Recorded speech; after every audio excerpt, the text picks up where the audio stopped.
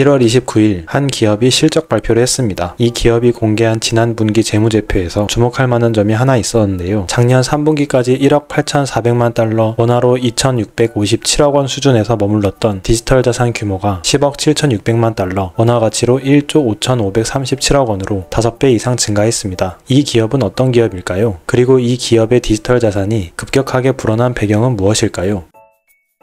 테슬라는 1월 29일 작년 4분기 실적 발표를 했습니다. 이번 실적 발표를 통해서 테슬라는 증가하는 자율주행 데이터와 에너지 산업 매출 증가, 그리고 로봇 산업에서의 희망적인 가이던스를 소개했는데요. 중요하게 다뤄지지 않았지만 대차 대조표에서 눈에 띄는 점이 있었습니다. 바로 테슬라가 보유하고 있는 11,509개의 비트코인의 평가 가치가 직전 분기 평가 가치에 비해 5.84배 이상 상승하여 약 6억 달러의 순이익으로 기록되었다는 점이었습니다. 그 결과 테슬라의 4분기 순이익은 약 23억 달러로 비트코인으로 얻은 순이익이 전체 순이익의 26%가량을 차지하게 된 것을 볼 수 있었습니다. 한 분기 만에 갑자기 비트코인의 평가 가치가 급상승한 배경에는 미국 재무회계기준심의회 FASB에 개정된 회계 기준 때문이었습니다. FASB는 미국의 회계 기준을 제정하는 조직으로 미국 내 기업의 재무보고 투명성을 높이기 위한 회계 기준을 개발하고 관리하며, 심의회가 제정한 회계 기준은 미국 내 모든 기업이 따라야 합니다. 이번에 변경된 회계 기준에 따르면 디지털 자산을 보유한 기업들은 2024년 12월 15일부터 기업이 보유한 디지털 자산의 현재 가치를 계산하여 보고해야 하고, 이는 기업의 디지털 자산 보유 현황과 가치 평가, 그리고 잠재적인 변동성을 투명하게 공개하고 디지털 자산에 대한 회계 적용의 복잡성을 낮추기 위한 목적으로 제정되었습니다. 그러면 이번 개정안 전까지는 비트코인에 대해서 어떻게 회계 처리를 해야 했을까요? 예시로 소개된 테슬라의 경우 2021년 약 15억 달러 규모의 비트코인을 취득했고 2022년 75%를 매도하여 현재는 남아있는 1만여 개의 비트코인을 보유하고 있는데요. 지난 3분기까지는 보유했던 비트코인의 가치가 약 1억 8천만 달러로 평가되었고, 이는 비트코인 한 개당 1만 8천 달러 정도, 즉 2,100만원 정도로 평가되었다는 것을 의미합니다. 현재 비트코인의 가격이 10만 달러로 왔다 갔다 하는 것을 보면 터무니없는 가격으로 반영되어 있다는 것을 알 수 있습니다. 이전 회계 방식은 현재 보유하고 있는 비트코인이 취득했을 때보다 떨어지면 손실 처리를 해서 기업의 대차 대조표에 영향을 주지만, 비트코인을 취득했을 때보다 더 높은 가격이 되더라도 대차 대조표에 영향을 주지 않는다는 것이 이전 회계 기준이었습니다. 얘기만 들어도 재무제표상 불리할 것 같은 이 규칙은 미국 재무회계기준심의회에서 논의를 통해서 변경하는 것으로 결정되었고 2024년 12월 15일부터 적용되기 시작했습니다. 변경된 회계기준에는 좀 더 구체적으로 어떤 내용들이 포함되었을까요? 변경된 회계기준에 따르면 디지털 자산에 포함되는 범위는 다음과 같습니다. 디지털 자산의 범주에 들어가는 것은 블록체인 또는 유사한 기술로 분산 원장에 생성되거나 존재하면서 암호학적으로 보호되어야 합니다. 이는 미디어와 같은 디지털 무형 자산이 개정안의 적용 범위에 포함되는 것을 방지하기 위한 것이라고 밝혔습니다. 예를 들어 기업이 만든 영상이나 소프트웨어 등은 분산 원장의 성격과 암호학적 성격이 없기 때문에 개정안에서 적용하는 디지털 자산의 범주에 포함되지 않습니다. 한편 디지털 자산을 시장에서 매입하거나 기부 또는 채굴이나 검증을 통해 획득한 것이 아니라 기업의 관계자가 발행한 디지털 자산은 이해 당사자의 객관적인 가치 평가가 어렵기 때문에 회계 보고 대상에서 제외되었습니다. 또한 NFT라고 부르는 대체 불가 토큰은 회계 보고 대상에서 제외됩니다. 그 이유로는 NFT는 시장 가격을 계산하는 것이 복잡하여 적정 가치를 평가하는 것이 어려울 수 있기 때문이라고 밝혔습니다. 이러한 기준을 토대로 기업들은 앞으로 보유하고 있는 디지털 자산의 적정 가치를 순이익 또는 순손실에 반영하게 됨으로써 투자자들이 기업의 가치를 평가할 때 디지털 자산이 재무제표와 대차 대조표에 끼치는 영향이 높아질 것으로 보입니다. 가장 수혜를 볼 것으로 기대되는 마이클 세일러의 마이크로스트래티지는 이번 회계기준 개정을 통해서 순수익이 극대화될 것으로 보입니다.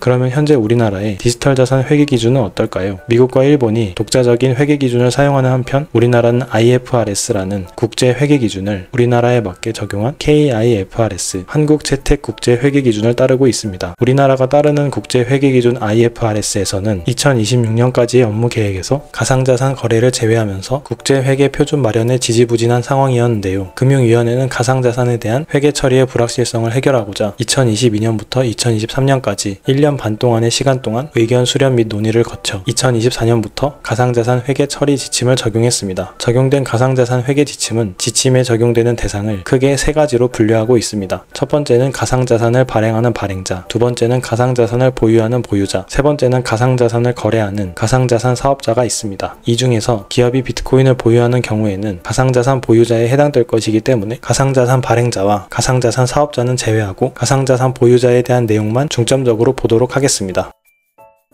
국내 가상자산 회계 지침에 따르면 기업이 비트코인을 시장에서 매입하거나 용역을 제공하여 취득한 경우 최초로 취득한 시점의 가격을 취득 원가로 판단합니다. 취득 원가가 중요한 이유는 추후에 취득한 비트코인의 공정 가치를 평가할 때 얼만큼 이익을 받는지 얼만큼 손실을 받는지 파악하기 위한 목적입니다. 만약에 채굴을 통해서 취득을 했다면 채굴에 필요한 채굴기와 전력 비용 등을 계산하여 원가로 인식합니다. 기부와 같이 무상으로 제공받는 경우에 취득 원가는 0원으로 처리합니다. 개인의 경우 무상으로 취득한 가상자산에 대해서는 소득세를 적용하지만 가상자산에 대한 양도소득세가 2027년 1월로 미뤄져 지금은 세금을 떼지 않지만 법인의 경우에는 소득세가 아니라 법인세로 분류되기 때문에 무상으로 제공받는 비트코인에 대해서는 소득으로 인정되어 법인세를 내야 됩니다.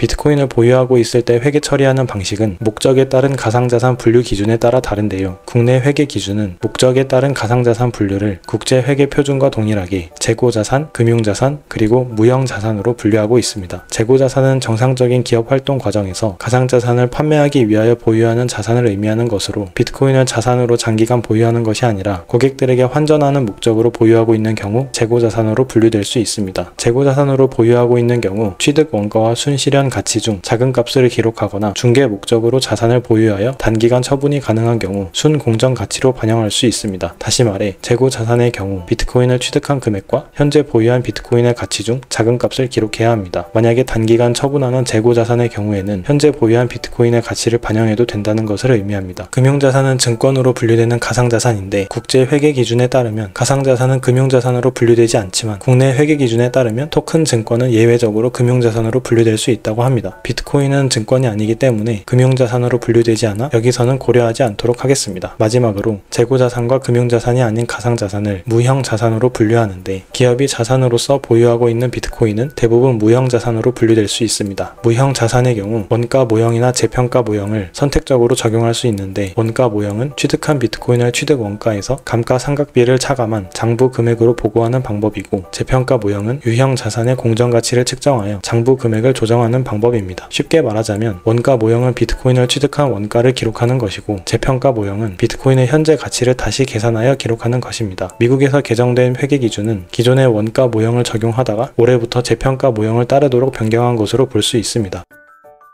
기업이 보유하고 있는 비트코인을 시장에 매도하여 이익을 보는 경우에는 어떨까요? 현행 제도 아래서는 기업이 보유하고 있는 비트코인을 처분하는 것이 어렵습니다. 그 이유는 비트코인을 국내 거래소에서 매도하기 위해서는 법인 계좌가 필요한데 현재 금융위원회는 은행들에게 법인의 가상자산 거래용 계좌를 개설하지 말라고 지도하고 있어 국내 법인들은 국내 거래소에서 비트코인을 처분하기가 어렵습니다. 2025년 1월 금융위원회는 법인의 가상자산 계좌 개설 허용을 논의했지만 여전히 결론이 내려지지 않는 상황입니다. 하루빨리 국내에서도 법인들의 가상자산 계좌 개설을 허용하여 기업들이 비트코인을 비축할 수 있는 창구가 열렸으면 좋겠습니다. 이렇게 비트코인을 보유했을 때 비트코인을 미국의 회계 장부에서 처리하는 방식과 국내 회계 장부에서 처리하는 방식을 알아보았습니다. 앞으로 기업들의 원활하고 투명한 비트코인 도입을 위해서 국내에서도 체계적이고 합리적인 회계 지침이 만들어지길 바라봅니다.